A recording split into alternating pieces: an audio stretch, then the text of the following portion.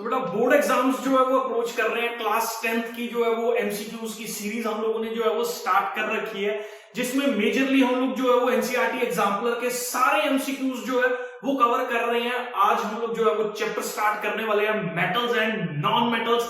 तो इसके सारे एनसीईआरटी एग्जाम्पलर के एमसीक्यूज विद डिटेल्ड, जो भी उस एमसीक्यू से रिलेटेड थ्योरी कॉन्सेप्ट है या उससे रिलेटेड कोई भी फंडा है, सब कुछ जो है वो इस पर्टिकुलर वीडियो के अंदर बेटा जी मैं क्लियर करने वाला हूं। तो बिना टाइम वेस्ट किए जो है वो हम लोग आगे बढ़ते हैं। यहाँ पे फर्स्ट एमसीक्यू अगर आप ध्यान से थोड़ा सा जो है वो देखो तो इसमें लिखा हुआ है which of the following property, कौन सी ऐसी प्रॉपर्टी है which is not shown by. ये मैं पहले भी बहुत बार इन चीजों पे जो है वो डिस्कशन कर चुका हूं कि ये जो नॉट वर्ड है ना, ये काफी ज्यादा इंपॉर्टेंट होता है। यूजुअली जो है वो इग्नोर कर दिया जाता है। जनरल प्रॉपर्टी और मेटल्स जो है वो जल्दबाजी में बच्चे जो है वो पढ़ लेते हैं। इसमें से कौन सी प्रॉपर्टी जो है वो मेटल्स शो नहीं कर रहे हैं। तो देखो इलेक्ट्रिकल कंडक्शन मेटल्स के अंदर होती है, कोई दिक्कत नहीं है। सोनर्स जो है वो मेटल्स रहते हैं, खड़कते हैं मेटल्स को, अगर आप जो है वो उसको टैप करोगे तो डलनेस मेटल्स के अंदर नहीं होती। तो ये जो है वो हम लोगों का राइट ऑप्शन है। डक्टिलिटी मतलब मेटल्स को स्ट्रेच करके हम लोग वायर्स के अंदर जो है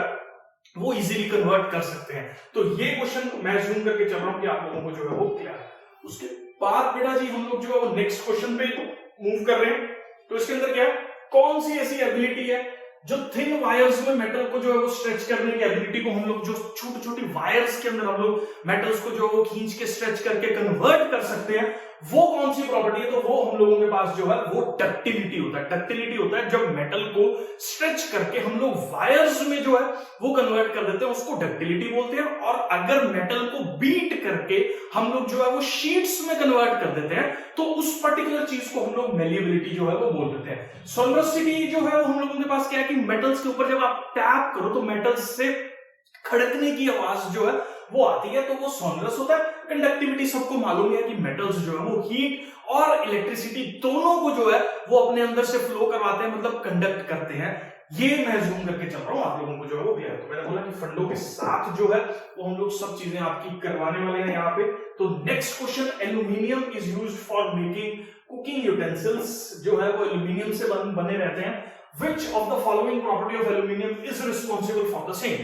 तो कौन सी ऐसी प्रॉपर्टी, देखो कुकिंग के लिए कोई भी यूटेंसिल अगर यूज हो रहा है तो उसकी थर्मल कंडक्टिविटी बहुत अच्छी जो है वो होनी चाहिए, तभी तो वो गैस जो हमारा बर्नर है वहां से हीट को एब्सॉर्ब करके और जो है वो आगे ट्रांसमिट करेगा चपाती तक या जो भी हम लोग यूटेंसिल के अंदर चीज को जो है वो पका रहे हैं। ठीक है, तो गुड थर्मल कंडक्टिविटी होना बहुत ज्यादा जरूरी है। और दूसरा ऐसे ना हो कि यार गैस के ऊपर टेम्प रखा और वो मेल्ट कर गई, मतलब पिघल गई, तो पिघलनी नहीं चाहिए। तो इसका मतलब उसका जो मेल्टिंग पॉइंट है, जो उसका पिघलने का तापमान है, वो काफी ज्यादा हाई होना चाहिए, जिसके ऊपर जो है वो हम लोग उसको यूज करते हैं। तो ये दो प्रॉपर्टीज जो है वो हम लोगों की यूजफुल रहती है किसी भी कुकिंग यूटेंसिल की अगर मैं बात करूं तो ये कंडक्टिविटी से अपने को कोई लेना देना जो है वो नहीं है, ना ही हम लोगों को जो है वो डक्टिलिटी से या वायर्स से कोई लेना देना है इस पर्टिकुलर फंडे और कॉन्सेप्ट के अंदर। मैं जूम करके चल रहा हूं बेटा जी, ये जो है वो आपको क्लियर है। Which of the following metal does reacts with cold as well as hot water, इसमें से कौन सा मेटल है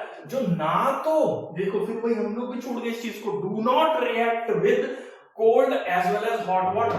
तो आप अपने दिमाग में एक चीज बिठा लो, आयरन। आयरन एक ऐसा मेटल है जिसको हम लोग जो है जब स्टीम से रिएक्ट करवाते हैं तो जाके जो है ये पर्टिकुलर ऑक्साइड के अंदर जो है वो हम लोगों के पास कन्वर्ट होता है। तो आयरन सिर्फ और सिर्फ किस पर्टिकुलर चीज से हमारे पास जो है वो रिएक्ट कर रहा है, आयरन जो है वो हम लोगों के पास स्टीम से जो है वो रिएक्ट करता है, ना तो ये कोल्ड वाटर से रिएक्ट करता है। देख लो ना, लोहा पड़ा है यार कहीं पे, उसमें ठंडा पानी दे लो, गर्म पानी दे लो, अपने को कोई फर्क नहीं पड़ता। हाँ, लेकिन आप स्टीम अगर उसके ऊपर जो है वो फेंक रहे हो, डाल रहे हो, तो वो हम लोगों के पास जो है वो इस particular oxide which is Fe3O4 के अंदर जो है वो हम लोगों के पास कन्वर्ट हो सकता है। मैं जूम करके चल रहा हूं बेटा जी, ये सब जो है वो आपको क्लियर है। नेक्स्ट क्वेश्चन पे जो है वो बेटा जी हम लोग मूव कर रहे हैं। तो नेक्स्ट क्वेश्चन को तो देखो, विच ऑफ द फॉलोइंग ऑक्साइड, ध्यान से जो है वो इसको पढ़ लेना, विच of the following oxide of iron would be obtained on prolonged heating of iron with the steam।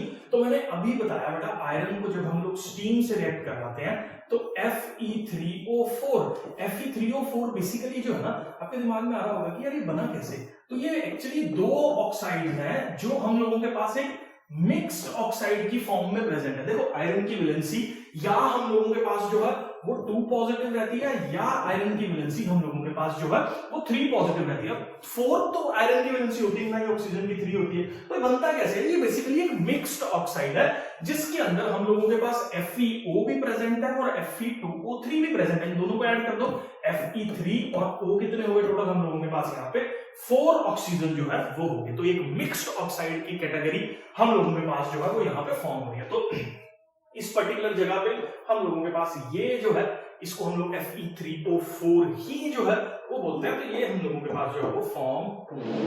What happens when calcium is treated with water? अब यहाँ पे जो है जब कैल्शियम को जो है तो हम लोग पानी से रिएक्ट करवाते हैं तो ये जो है बेटा वायलेंटली नहीं रिएक्ट करता। एक चीज आप याद रखो, अपने दिमाग में उठा लो, वायलेंटली कौन कौन रिएक्ट कर रहा है? सोडियम रिएक्ट कर रहा है। वायलेंटली कौन दूसरा रिएक्ट कर रहा है? पोटेशियम रिएक्ट कर रहा है। कैल्शियम जो है साइलेंटली रिएक्ट करता है, लेस वायलेंटली जो है वो वाटर के साथ रिएक्ट कर रहा है और रिएक्ट करता है। और हम लोगों के पास जो है वो कैल्शियम की जो भी रिएक्शन यहाँ पे हो रही है वो होती है, लेकिन हम लोगों के पास जो है ये रिएक्शन वायलेंट नहीं जो है वो रहती है। और उसके बाद एक चीज आप याद रखो, जब ये हमारे पास पानी से रिएक्ट करता है तो यहां पे देखो क्या फॉर्म हो रहा है, H2O।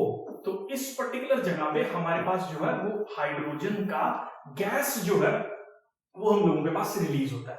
अब ये पर्टिकुलर गैस एक बबल की फॉर्म में रिलीज होता है, जो उस पर्टिकुलर वेसल के अंदर कैल्शियम हमने डाला हुआ था वो बबल के ऊपर बैठ के जो है वो ऊपर आके फ्लोट करने लग जाता है। तो ये एक बड़ा इंपॉर्टेंट क्वेश्चन है कि bubble of hydrogen gas is form stick to the surface of the calcium. मतलब देखो हमने जो है वो कैल्शियम जो है वो पानी में डाला तो पानी के अंदर रिएक्शन हुई, हाइड्रोजन गैस जो है वो उस पर्टिकुलर जगह पे हम लोगों के पास जो है वो रिलीज हो रही है। अब हाइड्रोजन गैस जब हम लोगों के पास रिलीज हुई तो वो एक बबल की फॉर्म में जो है वो ऊपर उठी, क्योंकि जो गैस है वाटर के अंदर जो है वो राइज करती है। तो बबल की फॉर्म में जब गैस हम लोगों के पास ऊपर उठी तो वो बबल के ऊपर जो है वो कैल्शियम जो है वो बैठ जाता है और आके जो है सरफेस के ऊपर फ्लोट करने लग जाता है। एक काफी इंपॉर्टेंट प्रॉपर्टी है। और एक चीज और याद रखो आप, कैल्शियम और मैग्नीशियम दोनों ऐसे मेटल्स हैं जो इस तरह की कैरेक्टरिस्टिक को जो है वो शो कर रहे हैं। इवन हम मैग्नीशियम को भी अगर पानी के अंदर जो है वो पोर करेंगे तो मैग्नीशियम भी जो है वो सरफेस के ऊपर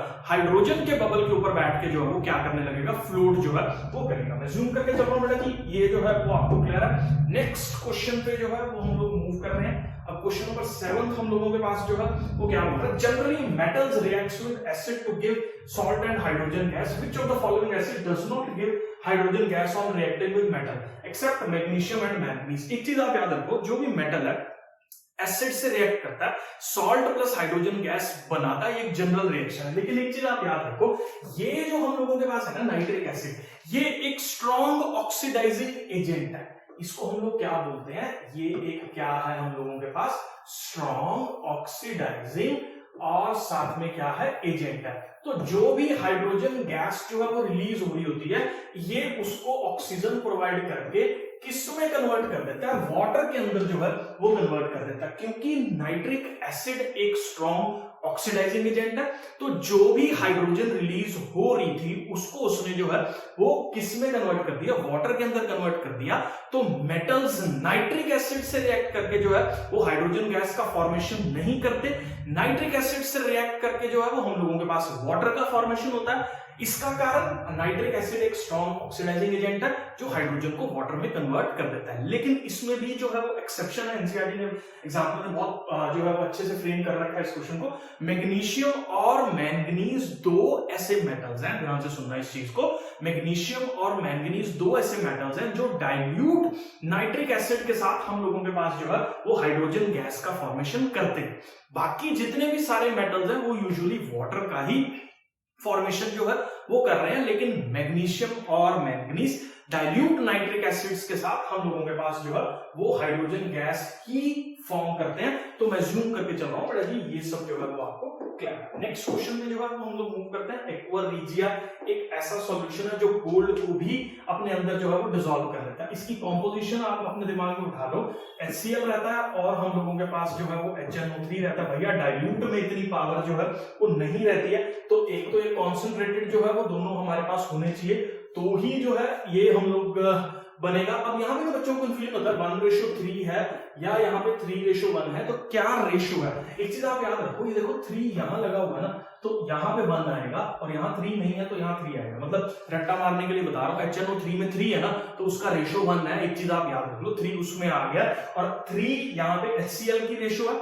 3:1। तो हम लोगों के पास जो है वो ये पर्टिकुलर ऑप्शन राइट ऑप्शन है। कॉन्सेंट्रेटेड HCl जो है वो 3 पार्ट्स में प्रेजेंट है और कॉन्सेंट्रेटेड जो नाइट्रिक एसिड है वो 1 पार्ट में प्रेजेंट है। यूजुअली बच्चे कंफ्यूज होते हैं कि 1 पार्ट में HCl है और 3 पार्ट्स में HNO3, ऐसा नहीं है। कैसे याद करना है, ये 3 देख लो, यहाँ 3 नहीं आने वाला और यहाँ पे 3 नहीं है, तो यहाँ पे 3 जो है वो आप आराम से प्यार से जो है वो लिखते रहो। तो इस तरीके से जो है वो आपको एक्वारिजिया की कॉम्पोजिशन जो है वो हम लोगों के पास जो है वो क्लियर होने वाली है। Which of the following is not an ionic compound. ये बड़ा स्मार्ट है यार, ये मेरे लिए तो बहुत बड़ी प्रॉब्लम है कि ये जो है वो हम लोग नॉट यूजुअली इग्नोर कर देते हैं। तो एक चीज आप याद रखो, ये जो कंपाउंड है ना हम लोगों के पास CCl4, ये कार्बन का कंपाउंड है। मतलब नॉन मेटल ने जो है वो ये पर्टिकुलर कंपाउंड को हम लोगों के पास जो है वो बना रखा है और नॉन मेटल्स जो है वो आयनिक कंपाउंड्स को बिल्कुल भी फॉर्म जो है वो नहीं कर रहे हैं। तो ये एक इसका ऑप्शन तो है ही है।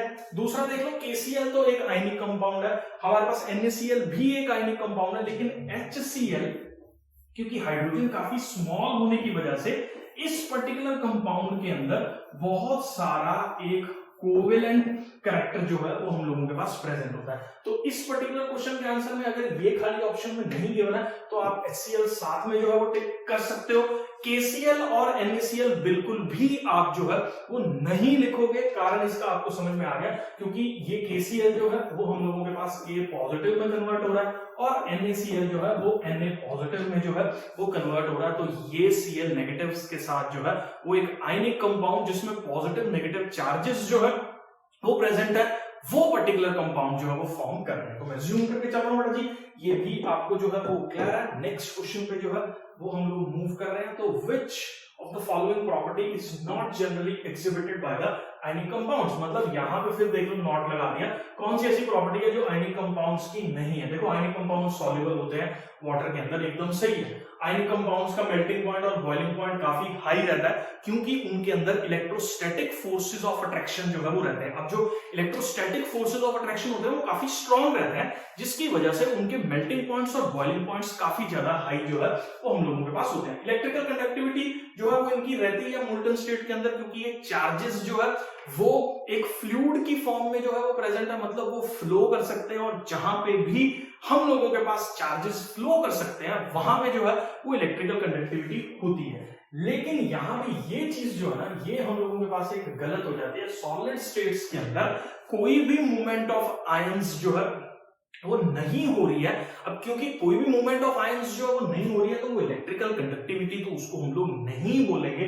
तो हम लोगों के पास जो है वो ये बी पार्ट इस पर्टिकुलर क्वेश्चन का आंसर जो है वो होने वाला है। तो मैं ज्यूम करके चल रहा हूं बेटा जी, ये क्वेश्चन जो है वो आपको क्लियर है। उसके बाद अगर हम लोग आगे बढ़े, विच of the following metal exists in their native state. Native state मतलब मेटल जिस फॉर्म में है उसी फॉर्म में जो है वो नेचर के अंदर एग्जिस्ट कर रहा है। अब देख लो, मान लो अब मैंने गोल्ड का रिंग डाला तो गोल्ड जो है वो हम लोगों के पास नेटिव स्टेट में ही जो है वो प्रेजेंट है। तो एक तो ये एलिमेंट हो गया हमारे पास गोल्ड। दूसरा, कई बार आपने देखा होगा सिल्वर ज्वेलरीज भी हम लोगों के पास जो है वो रहती है। तो सिल्वर और गोल्ड क्योंकि ये रिएक्टिविटी सीरीज में काफी ज्यादा नीचे जो है वो लाई कर रहे हैं, इसकी वजह से हम लोगों के पास वो उतने रिएक्टिव नहीं रहते हैं कि वो हम लोगों के पास जो है वो किसी नेटिव फॉर्म को ना फॉर्म करें। तो सेकंड और फोर्थ मतलब सी पार्ट जो है वो इस पर्टिकुलर क्वेश्चन का जो है वो करेक्ट आंसर हम लोगों के पास होने वाला है। मैं ज़ूम करके चल रहा हूं, ये जो है वो आपको क्लियर है। आगे हम लोग पढ़ रहे हैं next question, which metals are refined by using different methods, which of the following method is refined by electrolytic refining। तो यूजुअली ना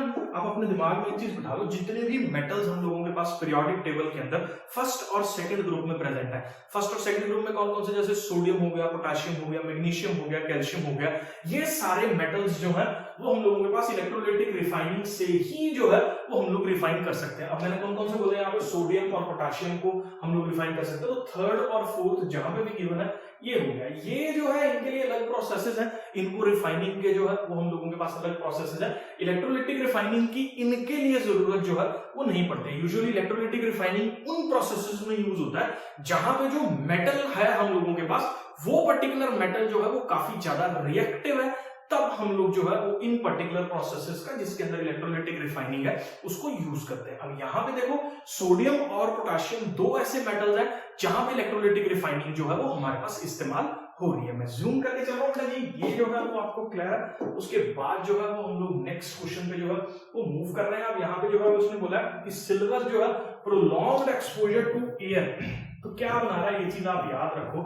सिल्वर जो है वो सिल्वर के सल्फाइड के अंदर जो है वो हम लोगों के पास चेंज हो रहा है, तो silver is converted into silver sulphide. तो ये जो है वो हम लोगों के पास इसका करेक्ट ऑप्शन होने वाला है। नाइट्रोजन के साथ ये कंबाइन नहीं करता। और एक चीज और आप याद रखो, इसका रंग जो है वो हम लोगों के पास ब्लैक कलर का जो है वो होता है। तो सिल्वर सल्फाइड का फॉर्मेशन कर रहा है जिसको हम लोग ब्लैक कलर का जो है वो बोल देते हैं। तो ये एक काइंड ऑफ सिल्वर, आपने देखा होगा यार, सिल्वर का कोई कड़ा डाला हो किसी ने या कोई ज्वेलरी हो किसी के पास, तो उसको पता होगा कि वो थोड़े टाइम के बाद जो है वो काली हो जाती है। तो काली क्यों हो जाती है? क्योंकि उसके ऊपर जो है वो सल्फाइड जो है वो सिल्वर फॉर्म हो जाता है, जिसकी वजह से जिसका कलर जो है वो हम लोगों के पास ब्लैक रहता है और हम लोगों के पास जो है वो ब्लैक कलर की जो है वो सिल्वर सल्फाइड बन जाती है। तो मैं जूम करके चल रहा हूँ बेटा जी, ये भी क्वेश्चन जो है वो आपको क्लियर है। नेक्स्ट क्वेश्चन, गैल्वेनाइजेशन जो है वो क्या होता है और क्या मेथड है, ये चीज आप ध्यान से अपने दिमाग में उठा लो। देखो ये जो गैल्वेनाइजेशन है ये रस्टिंग ऑफ आयरन को प्रिवेंट करने का जो है वो तरीका है। तो आयरन को प्रिवेंट करने के लिए हम लोग क्या करते हैं, आयरन के ऊपर एक जिंक की लेयर जो है वो चढ़ा दी जाती है। आप जिंक की लेयर क्यों चढ़ाते हैं, ध्यान से सुन लो। जिंक जो है वो रिएक्टिविटी सीरीज में आयरन से ऊपर लाई कर रहा है। अब जो एलिमेंट रिएक्टिविटी सीरीज में आयरन से ऊपर लाई करेगा, इसका मतलब उसकी रिएक्टिविटी आयरन से ज्यादा है। अब जिंक जब हमने मेटल आयरन के ऊपर जो है वो लगा दिया, तो रिएक्टिविटी रिएक्शन करने में जिंक ज्यादा तेज है। आयरन जो है वो रिएक्ट नहीं करेगा, जिंक अपना बलिदान देके खुद जो है वो रिएक्ट कर जाएगा, जिसकी वजह से हम लोग जो है वो जिंक को जो है वो चूज करते हैं रस्टिंग ऑफ आयरन को प्रिवेंट करने के लिए। तो गैल्वेनाइजेशन जो है वो हम लोगों के पास जो है वो जिंक की एक लेयर जो है वो चढ़ा दी जाती है। और ये मैं जूम करके चल रहा हूं आपको बेटा जी क्लियर। नेक्स्ट क्वेश्चन जो है, stainless steel is very useful material in our life. In stainless steel कौन कौन से अलॉयज जो है वो स्टेनलेस स्टील के अंदर हम लोगों के पास जो है वो मिक्स किए जाते हैं। देखो स्टेनलेस स्टील में कार्बन रहता है, आयरन रहता है, निकल रहता है और क्रोमियम रहता है। तो निकल क्रोमियम जो है वो हम लोगों के पास मिक्स किए जाते हैं किस चीज के प्रिपरेशन के लिए, स्टेनलेस स्टील के प्रिपरेशन के। तो मैं जूम करके चल रहा हूं बेटा जी, आपको ये जो है वो क्लियर है। नेक्स्ट क्वेश्चन पे जो है हम लोग मूव कर रहे हैं। अब इसके बाद हम लोग जो है वो नेक्स्ट क्वेश्चन देखने वाले हैं। तो नेक्स्ट क्वेश्चन के अंदर क्या जो है वो लिखा हुआ है, ये काफी जो है कंट्रोवर्शियल सा क्वेश्चन है एनसीईआरटी एग्जाम्पलर का, कि कॉपर को जो है वो हमने एयर के अंदर छोड़ दिया और कॉपर का जो सरफेस है वो थोड़े टाइम के बाद ब्लू जो है वो हो गया, सॉरी ब्राउन जो है वो हो गया यहाँ। अब ब्राउन कलर ना, मैं आपको एक चीज बता देता हूँ, कॉपर का जो ब्राउन कलर है, कॉपर का जो रस्ट का फॉर्मूला है वो हम लोगों के पास CuCO3 ये रहता है कॉपर की रस्ट का फॉर्मूला। अब यहाँ पे कहीं पे भी इस ऑप्शन के अंदर ये नहीं गिवन है, एनसीईआरटी एग्जाम्पलर इसको जो है वो करेक्ट ऑप्शन बोल रही है, जबकि इसका कलर आप इवन एनसीईआरटी में ही चेक करोगे तो उन्होंने मेंशन कर रखा है चैप्टर 1 के अंदर कि ये ब्लैक कलर का जो है वो रहता है। तो ये कंट्रोवर्शियल क्वेश्चन है, ठीक है। अगर बहुत क्लोज ऑप्शन जो है वो आपको टिक करना हो तो यहाँ पे कोई भी नहीं है, ठीक है। एनसीईआरटी को इसको जो है वो करेक्ट करके जो है वो यहाँ पे प्रेजेंट करना चाहिए। तो ब्राउन सरफेस नहीं है, ये ब्लैक कलर का जो है वो हमारे पास कंपाउंड है। एक्चुअल में जो कॉपर का जो ग्रीन कलर हम लोगों के पास शो हो रहा है वो इस पर्टिकुलर कंपाउंड की फॉर्मेशन की वजह से जो है वो हम लोगों के पास रह रहा है। मैं जूम करके चल रहा हूँ बेटा जी, ये भी जो है वो आपको क्लियर है। मैं गलत नहीं बता रहा इसमें क्या टिक करे क्या ना करे, उन्होंने कॉपर ऑक्साइड कर रखा है। स्कूल का टीचर अगर बेवकूफ है तो कॉपर ऑक्साइड जो है वो आप टिक कर देना। Generally metals are solids in nature, which of the following metal is found in the liquid state. तो बहुत सिंपल है, मरकरी इकलौता ऐसा मेटल है जो हम लोगों के पास लिक्विड स्टेट में प्रेजेंट है, और ब्रोमीन जो है वो इकलौता ऐसा नॉन मेटल है जो हम लोगों के पास जो है वो लिक्विड स्टेट में प्रेजेंट है, ठीक है। तो मरकरी जो है वो हम लोगों के पास लिक्विड स्टेट में यहाँ पे प्रेजेंट होगा रूम टेम्परेचर की अगर बात अगर हम लोग तो करें। उसके बाद विच of the following metal is obtained by the electrolysis of their chlorides in the molten state. वही हो गया इलेक्ट्रोलाइटिक रिफाइनिंग से हम लोग किसको जो है वो इस्तेमाल कर सकते हैं। तो देखो सोडियम और जो कैल्शियम है दोनों ही रिएक्टिव मेटल्स हैं, तो जो ज्यादा रिएक्टिव मेटल्स है उनको जो है वो हम लोग इस्तेमाल करते हैं इलेक्ट्रोलाइटिक रिफाइनिंग से जो है वो ऑब्टेन करने के लिए। तो हम लोगों के पास फर्स्ट और सेकंड ऑप्शन यहाँ पे जो है वो गिवन है, तो ये जो है डी पार्ट इसका आंसर जो है वो होने वाला है। तो मैं जूम करके चल रहा हूँ बेटा जी, ये क्लियर है। उसके बाद generally non metals are not lustrous, usually जो है वो लस्ट्रस नहीं रहते। तो कौन सा ऐसा नॉन मेटल है जो लस्ट्रस है? तो याद रखो बेटा जी, आयोडीन एक ऐसा नॉन मेटल है, ये एक एक्सेप्शन है जो हम लोगों के पास लस्ट्रस है, जिसके अंदर थोड़ी सी चमक है। ठीक है, तो मैं जूम करके चल रहा हूं, ये भी जो है वो आपको क्लियर है। उसके बाद विच of the following 4 metals would be displaced on each other by their salt solution, मतलब इसमें से कौन सा जो है which one of the following 4 metals would be displaced from the solution of its salt by the 3 other metals, मतलब कौन से वाला जो है बाकी 3 मेटल्स से जो है वो डिस्प्लेस हो जाएगा।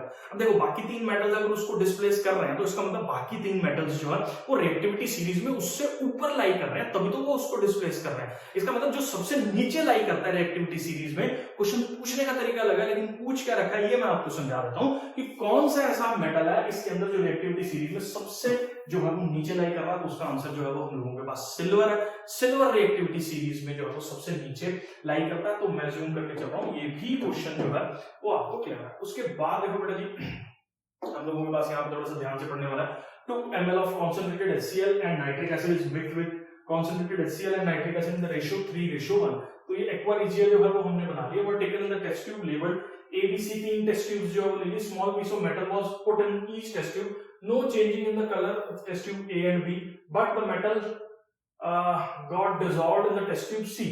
कौन सा ऐसा मेटल है जो टेस्ट ट्यूब सी में डिसॉल्व हो रहा है? अभी मैंने बताया आपको एक्वा रिजिया एक ऐसा सॉल्यूशन है जो हम लोगों के पास गोल्ड को जो है वो अपने अंदर डिसॉल्व कर लेगा। तो यहाँ पे जो है वो देखो गोल्ड को जो है वो इसने अपने अंदर डिसॉल्व कर लिया। तो सी मेटल जो है वो कौन सा होगा? टेस्ट ट्यूब सी, क्योंकि ए और बी ने तो कुछ नहीं शो किया लेकिन गोल्ड तो शो करता है, गोल्ड शो कर रहा है। इसका मतलब टेस्ट ट्यूब सी के अंदर जो है वो हम लोगों के पास क्या प्रेजेंट है? गोल्ड जो है वो टेस्ट ट्यूब सी के अंदर जो है वो प्रेजेंट है। तो मैं जूम करके चल रहा हूं बेटा जी, आपको ये जो है वो क्लियर है। नेक्स्ट क्वेश्चन पे जो है क्वेश्चन बहुत बड़ा था, आंसर बहुत सिंपल था। अब नेक्स्ट क्वेश्चन पे जो है वो हम लोग मूव कर रहे हैं। तो यहाँ पे पूछ रहा है बेटा जी कि एलॉय जो है वो हम लोगों के पास क्या होता है? देखो होमोजीनियस का मतलब मान लो कि गोल्ड है, गोल्ड डाला 18 कैरेट का गोल्ड है, ठीक है, या 24 कैरेट 22 कैरेट का गोल्ड है, तो मिक्स हो रखा है कॉपर के साथ और पता नहीं लगता कि इसके सेपरेट बाउंड्रीज नहीं है मिक्सिंग करने के बाद। तो इसलिए ये एक होमोजीनियस सॉल्यूशन के तौर पे जो है वो हम लोगों के पास रहता है, ना तो कंपाउंड है ना एलिमेंट है, क्योंकि ये मिक्सचर ऑफ मेटल्स या मेटल विद अ मेटल या metal with a non metal जो है वो हम लोगों के पास रहता है। तो मैं जूम करके चल रहा हूं बेटा जी, ये भी जो है वो आपको क्लियर है। उसके बाद नेक्स्ट क्वेश्चन पे जो है हम लोग मूव कर रहे हैं। यहाँ पे देखो an electrolytic cell consists of, electrolytic cell के अंदर जो है वो हम लोगों के पास क्या रहता है? देखो एनोड और कैथोड में यूजुअली बच्चों को कंफ्यूजन जो होता है, देखो कैटायन होता है पॉजिटिवली चार्ज, तो कैथोड होता है नेगेटिवली चार्ज, उल्टा है उसका। अब यहाँ पे कैथोड होता है नेगेटिवली चार्ज और एनोड होता है पॉजिटिवली चार्ज। अब यहाँ पे देख लो पॉजिटिवली चार्ज एनोड, ये सही है, नेगेटिवली चार्ज कैथोड ये सही है, ठीक है। तो ये ऐसे याद कर लो, कैटायन इज पॉजिटिवली चार्ज लेकिन cathode is negatively charge. Anion is हम लोगों के पास जो है वो जो है वो पॉजिटिवली चार्ज्ड एनोड जो है वो हम लोगों के पास रहते हैं। एनायन नेगेटिवली चार्ज रहता है लेकिन एनोड जो है वो पॉजिटिवली चार्ज है। इसका एग्जैक्ट जो है वो होगा, तो सेकंड और थर्ड ये सही पूछ रखे हैं। तो ये थर्ड और फोर्थ जो है वो इसके करेक्ट ऑप्शंस जो है वो हम लोगों के पास यहाँ पे होने वाले हैं। तो मैं जूम करके चल रहा हूँ बेटा जी, ये भी जो है वो क्या है। उसके बाद हम लोग जो है वो नेक्स्ट क्वेश्चन पे आ रहे हैं, इलेक्ट्रोलाइटिक रिफाइनिंग जिंक। अब देखो जिंक की इलेक्ट्रोलाइटिक रिफाइनिंग में जो है वो क्या हम लोगों के पास होगा? देखो इलेक्ट्रोलाइटिक रिफाइनिंग करना है, इसका मतलब जिंक किसी आयन की फॉर्म में प्रेजेंट होगा, किसी सॉल्ट की फॉर्म में प्रेजेंट होगा। अब जिंक जो है वो 2 इलेक्ट्रॉन गेन करके ही जो है वो किस में चेंज होने वाला है? जिंक में जो है वो चेंज होने वाला है। अब यहाँ पे जो है इलेक्ट्रॉन को गेन करना, अब इलेक्ट्रॉन को गेन करना जो है वो हम लोगों के पास कैथोड पे होता है। ये चीज आप याद रखो, क्यों कैथोड पे होता है? क्योंकि इलेक्ट्रॉन जहां पे गेन हो रहे हैं, देखो कैथोड का मतलब है हम लोगों के पास कैटायन मतलब पॉजिटिवली चार्ज, कैथोड मतलब नेगेटिवली चार्ज। अब नेगेटिवली चार्ज कहां मिलेगा इसको? नेगेटिव चार्ज इसको चाहिए जिंक पॉजिटिव को, कहां मिलेगा? कैथोड पे। क्यों? क्योंकि ये नेगेटिवली चार्ज है, इसी के पास नेगेटिव चार्ज जो है वो प्रेजेंट है, ठीक है। तो ये जो है कहां पे हम लोगों के पास होने वाला है? कैथोड पे जो है वो हम लोगों के पास होगा। मैं एक बार फिर से बता रहा हूं, ध्यान से इस चीज को समझो।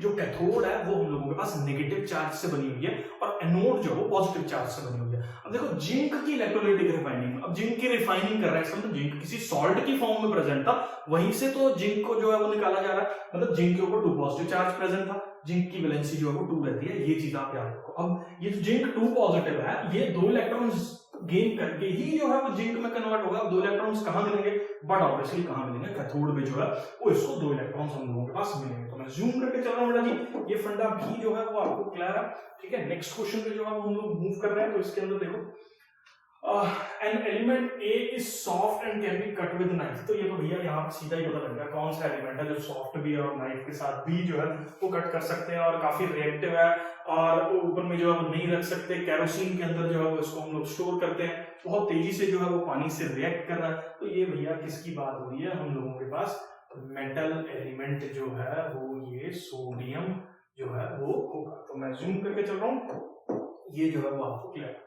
उसके बाद alloys are homogeneous mixtures of metals with a metal or a non-metal with a non-metal. Which of the following alloy contains a non-metal as one of its constituent? देखो हम लोगों के पास जो स्टील है, स्टील के अंदर एक रहता है हमारे पास आयरन और एक रहता है साथ में कार्बन। अब एक यहाँ पे मेटल है, दूसरा यहाँ पे जो है वो नॉन मेटल। तो इसलिए पूछा है कि कौन सा ऐसा अलॉय है जिसके अंदर नॉन मेटल भी है और मेटल भी जो है वो हम लोगों के पास प्रेजेंट है। स्टील एक ऐसा अलॉय है जिसके अंदर आयरन और कार्बन मतलब मेटल और नॉन मेटल जो है वो दोनों के दोनों जो है वो प्रेजेंट है। तो मैं ज्यूम करके चल रहा हूं बेटा जी, ये भी क्लियर है आपको। नेक्स्ट क्वेश्चन पे जो है बेटा जी हम लोग मूव कर रहे हैं, which of the following statement is incorrect. कौन सी ऐसी स्टेटमेंट है जो बिल्कुल इनकरेक्ट है, किस केस के लिए, मैग्नीशियम के लिए। It Burns in oxygen with a dazzling white flame, भैया ये तो एकदम करेक्ट है।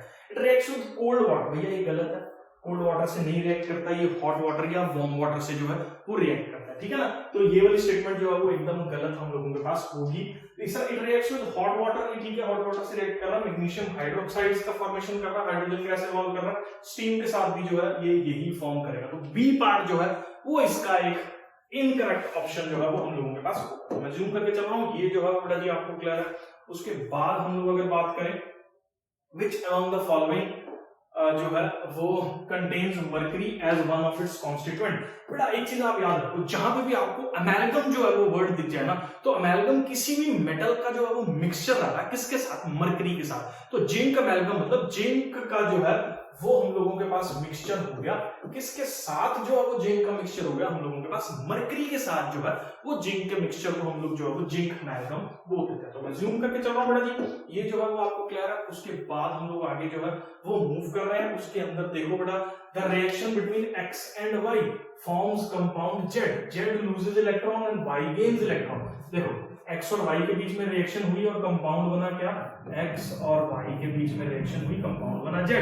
x ने अपने इलेक्ट्रॉन्स को लूज किया तो x पे कुछ पॉजिटिव चार्ज आ रहा है, y ने इलेक्ट्रॉन्स को गेन किया तो y पे कुछ नेगेटिव चार्ज आ रहा है। अब देखो ये बट ऑब्वियसली अगर gaining and loss of electrons से कंपाउंड्स का फॉर्मेशन हम लोगों के पास हो रहा है, तो इसका मतलब हम लोगों के पास ये है कि ये जो है हम लोगों के पास आयनिक कंपाउंड्स है। आयनिक कंपाउंड्स है तो आयनिक कंपाउंड्स का हाई मेल्टिंग पॉइंट जो है वो रहने वाला है। Conducts in the molten state, which of the following properties not, ये नॉट लगा के एनसीईआरटी वाले बहुत परेशान करते हैं। ये भी सही है और ये भी सही है, सॉलिड की तरह होगा। तो एनसीईआरटी के अंदर यहाँ पे नॉट है तो नॉट करेक्ट में लो मेल्टिंग पॉइंट बिल्कुल नहीं हो सकता, ये एक गलत वाला ऑप्शन जो है वो हम लोगों के पास होगा। क्यों? क्योंकि जो हमारे पास क्रिस्टलाइन कंपाउंड्स हैं, जो आयनिक कंपाउंड्स हैं, उनके मेल्टिंग पॉइंट्स जो है वो हाई रहते हैं, लो मेल्टिंग पॉइंट्स बिल्कुल भी जो है वो उनके नहीं होते हैं। तो मैं जूम करके चल रहा हूं बेटा जी, ये जो है वो आपको क्लियर है। उसके बाद हम लोग जो है वो बात करेंगे नेक्स्ट क्वेश्चंस की। तो इलेक्ट्रॉनिक कॉन्फ़िगरेशन ऑफ 3 एलिमेंट्स जो है वो x2, है, नोबल गैस कॉन्फ़िगरेशन है। ये जो है ये क्लोरीन है हम लोगों के पास, और ये कॉन्फ़िगरेशन जो है वो हम लोगों के पास किसकी है, मैग्नीशियम की है। और ये जो है हम लोगों के पास क्या हो गया, नियॉन जो है वो हो गया। अब यहाँ पे देखो क्या क्या हो गया, देखो नियॉन तो नोबल गैस है, ठीक है, और क्लोरीन जो है वाई वाला जो है वो नॉन मेटल है, तो वाई वाला जो है वो नॉन मेटल है। जेड जो है वो हमारे पास मेटल है, ठीक है, मैग्नीशियम मेटल है। तो अब इसने क्या पूछा, करेक्ट पूछा कि इनकरेक्ट पूछा, करेक्ट पूछा, तो ये डी पार्ट जो है वो इसका आंसर होने वाला है। तो मैं ज्यूम करके चल रहा हूं बेटा जी, आपको जो है ये क्लियर है। नेक्स्ट क्वेश्चंस पे जो है वो हम लोग मूव कर रहे हैं। ऑल्दो मेटल जो है वो बेसिक ऑक्साइड्स को फॉर्म कर रहा है, लेकिन एल्यूमिनियम और जिंक दो ऐसे मेटल्स हैं जो एम्फोटेरिक ऑक्साइड्स को फॉर्म करते हैं, मतलब एसिड्स के साथ वो बेस की तरह एक्ट करते हैं और बेस के साथ वो एसिड्स की तरह एक्ट करते हैं। तो हम लोगों के पास इसका आंसर क्या होने वाला है, एल्यूमिनियम जो है वो एक एम्फोटेरिक ऑक्साइड को हमारे को जो है वो फॉर्म करके देगा। Generally non metals are not जो है वो हम लोगों के पास conductors of electricity, which of the following non metal is a good conductor? बेटा ये तो एक्सेप्शन है, ये आपको याद होनी चाहिए कि कौन सा ऐसा नॉन मेटल है जो हम लोगों के पास जो है वो गुड कंडक्टर है इलेक्ट्रिसिटी का। तो आंसर याद रख लो इसका, जो ग्रेफाइट ऐसा नॉन मेटल है जो हम लोगों के पास इलेक्ट्रिसिटी को जो है वो कंडक्ट कर रहा है। अब उसके बाद नेक्स्ट क्वेश्चन जो है वो क्या पूछ रखा है, ध्यान से जो है उसको पढ़ लो। Electrical wires have coating of insulating material. तो यूजुअली जो है ना प्लास्टिक की कोटिंग जो है वो इनके ऊपर रहती है, जिसको हम लोग पीवीसी पॉलीविनाइल क्लोराइड जो है वो बोल देते हैं। एक प्लास्टिक की फॉर्म में जो है वो वायर्स के ऊपर रैप किया होता है, ताकि जो है उसको यूज करते हुए आपको करंट का जो है वो झटका ना लगे। ठीक है, तो ये इस तरह के क्वेश्चन गलत करके पेपर में मार्क्स का झटका मत खा लेना। बहुत ही सिंपल क्वेश्चन है ये वाले जो है वो हम लोगों के पास। आगे देखो बेटा जी, नेक्स्ट क्वेश्चन जो है which of the following is a non metal is liquid. भैया ये तो यार बेकार क्वेश्चन का क्वेश्चन लग गया। ब्रोमीन जो है वो ऐसा नॉन मेटल है जो कि लिक्विड स्टेट के अंदर प्रेजेंट है। Which of the following can undergo a reaction. अब कौन सी रिएक्शन होगी? अब देखो ये रिएक्शन वही रिएक्शन होगी जो मेटल हाईली रिएक्टिव और सॉल्ट उसका थोड़ा सा कम, मेटल जो है उसका सॉल्ट के अंदर वो कम रिएक्टिव है। अब देखो ये रिएक्शन जो है बड़े प्यार से टेक प्लेस करेगी, क्योंकि iron is lies up in the reactivity series, तो iron can displace the copper. ठीक है, लेड जो है नीचे लाई करता है, ये भी नहीं होगा, ये भी नहीं होगा। तो ये डी पार्ट जो है वो एक करेक्ट ऑप्शन के तौर पे जो है वो रहना है। ठीक है, तो रिएक्टिविटी सीरीज आपको पता है, तो ये क्वेश्चन काफी सिंपल हो जाएगा आपको आंसर करना। ये क्या है भाई, टेम्परेचर डायग्राम, दो ही ऑप्शंस हैं इसके अंदर, कुछ इधर उधर तो नहीं है, नहीं ये चार ऑप्शन है। एक बार मैं क्वेश्चन इसको पूरा फैला के इसको खोल के आपके सामने शो कर रहा हूँ। Which of the following figures correctly describes the process of electrolytic refining? अब यहाँ पे ना छोटी छोटी चीजें जो है वो आपको नोटिस करनी है। तो यहाँ पे देखो बेटा जी, पहले कॉपर क्या है, पॉजिटिवली चार्ज है। अब ये साइड क्या है, ये पॉजिटिवली चार्ज है, तो यहाँ पॉजिटिव चार्ज नहीं जा सकता, ये गलत हो गया। ठीक है, अब यहाँ पे देखो दूसरा, ये पॉजिटिव चार्ज जो है नेगेटिव की साइड ही मूव करेगा, तो ये सही लग रही है फिगर। ठीक है, देखने में अब करेक्ट ही पूछ रखा है, हाँ करेक्ट पूछ रखा है। अब इस वाली फिगर में देखो ये पॉजिटिव चार्ज नेगेटिव की तरफ मूव कर रहा है और यहाँ से पॉजिटिव चार्ज इधर आ रहा है, ये भी जो है वो सही लग रही है फिगर जो है। और लेकिन यहाँ पे एक चीज है, ये जो है वो गलत इन्होंने शो कर रखा है। देखो कैटायन होता है पॉजिटिवली चार्ज, ये होता है हमारे पास नेगेटिवली चार्ज, नहीं ये सही है। और ये जो कैथोड इसको बोल रहा है ये गलत है। ये एक मिनट इसको हम लोग करेक्ट कर देते हैं एक बार फिर से। मैं एक बार फिर आपको जो है वो चीजें यहाँ पे बता देता हूँ। ये तो गलत ही है, क्योंकि ये पॉजिटिव चार्ज इधर नहीं जाने वाला। अब ये सही है या ये सही है, इसको आपको जो है ध्यान से देखना पड़ेगा। यहाँ देखो कैथोड को इसने नेगेटिव चार्ज से शो कर रखा है और एनोड को इसने पॉजिटिव चार्ज से शो कर रखा है, जबकि यहाँ पे कैथोड को इसने नेगेटिव चार्ज से और एनोड को इसने पॉजिटिव चार्ज से शो कर रखा है। अब यहीं पे देखो दो ऑप्शन निगेट हो गए, एनायन होता है नेगेटिवली चार्ज, एनोड होता है पॉजिटिवली चार्ज। ठीक है, कैथोड होता है, कैटायन होता है पॉजिटिवली चार्ज, और इसके अंदर कोई भी डिफरेंशिएशन जो है वो इसने नहीं शायद कर रखा। ठीक है, तो मुझे लगता है दोनों के दोनों जो है वो देखने में बिल्कुल बिल्कुल जो है वो सेम ही जो है वो हम लोगों के पास होते हैं। अब देखो कैथोड के नीचे कभी भी मड या इंप्योरिटी जो है वो नहीं आती है, ये चीज आपको ध्यान देनी है। जो मड है वो हमेशा नोड के नीचे ही आएगा, तो ये वाला ऑप्शन भी जो है वो गलत हो गया, ये वाला ऑप्शन भी जो है वो गलत हो गया। अब मड जो है वो नोड के नीचे आएगा, तो ये सी पार्ट जो है वो सही है। अब ये क्यों गलत है, ये भी जो है वो आप देख लो यहाँ पे, तो इसने जो है वो ये कैथोड्स के एनोड सही इसने रिप्रेजेंट करा, लेकिन ये पॉजिटिव चार्ज की तरफ जो है वो बिल्कुल नहीं जाने वाले, इसलिए ये वाला ऑप्शन गलत है। तो आपको ये पता होना चाहिए कि कौन सा ऑप्शन जो है वो क्यों गलत है। तो मुझे लगता है यार यहाँ से शॉर्ट आंसर टाइप क्वेश्चंस जो है एनसीईआरटी एग्जामिनर्स के शुरू हो गए हैं। काफी ज्यादा एफर्ट लगा इस पर्टिकुलर वीडियो के अंदर, और भी बाकी चैप्टर्स मैंने केमिस्ट्री के जो है वो कवर कर रखे हैं। प्लेलिस्ट के अंदर जो है वो आपको इसके लिंक्स जो है वो मिलने वाले हैं। वीडियो अच्छा लगा तो यार प्लीज शेयर कर दो यार, चैनल को सब्सक्राइब मत करो, शेयर कर दो।